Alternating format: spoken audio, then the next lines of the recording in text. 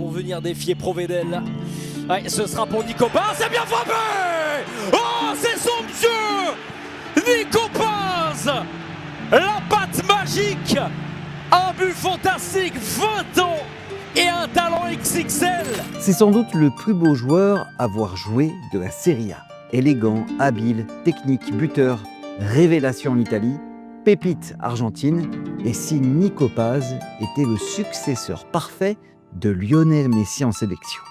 Le GOAT l'a déclaré, il devrait jouer sa dernière Coupe du Monde en Amérique. Même plus âgé, même dans une équipe un peu moins reluisante, l'Inter Miami, Messi a prouvé qu'il était performant, notamment lors de la dernière Coupe du Monde des clubs. Le pied gauche de Messi! Un génie, reste un génie! Même à 37 ans! Léo Messi délicieux! Mais Messi n'est pas éternel. Et Nico Paz, lui, n'a que 21 ans. Il a baigné toute sa vie dans le foot. Il est le fils de Pablo Paz, un ancien international argentin qui a disputé la Coupe du Monde en 98. Il est né en Espagne quand son père y jouait et a été formé là-bas. Très doué, il est rapidement repéré par le Real Madrid qui gère sa formation. Il impressionne chez les jeunes, est décisif avec la Castilla et c'est Carlo Ancelotti qui va lui donner un peu de temps de jeu en 2023-2024. Été 2024, arrivée au Real de Mbappé. Et avec Vinicius, Rodrigo, Endrick, commence à y avoir un embouteillage en attaque et celui qui va le payer, c'est Nico Paz.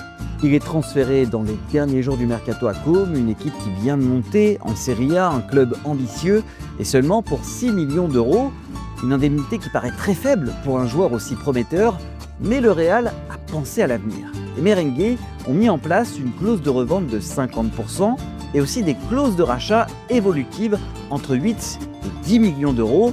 Belle affaire quand on sait que Nico Paz est désormais évalué à près de 65 millions d'euros. Le Real a donc bien fait car sur ces 2 dernières années, Nico Paz a littéralement explosé. Cette année, c'est simple, il est dans le top 3 de la Serie A et certainement pas 3e. Au moment où j'enregistre, c'est 12 buts, 7 passes décisives en 34 journées. Et attention à cette transition, un 2 contre 2 à jouer avec Nico Paz à la baguette. Nico Paz, pied gauche, oh le but exceptionnel, l'enroulé magnifique du génie argentin. Et l'Argentine dans tout ça, eh bien c'est devenu un nouveau joueur frisson. Il y a beaucoup d'espoir autour de lui. Quelques mois après son arrivée à Côme, Lionel Scaloni l'a sélectionné, ça fait 2 ans désormais. Au début, il s'est contenté de bouts de match, mais cette saison, il a grappillé du temps de jeu, des titularisations, au point même qu'il a marqué son premier but lors du dernier rassemblement face à la Mauritanie.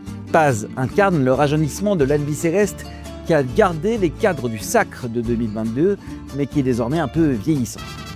Pour Nico Paz, la Coupe du Monde 2026 doit être la compétition pour éclore aux yeux du monde, alors que l'Argentine défendra son titre.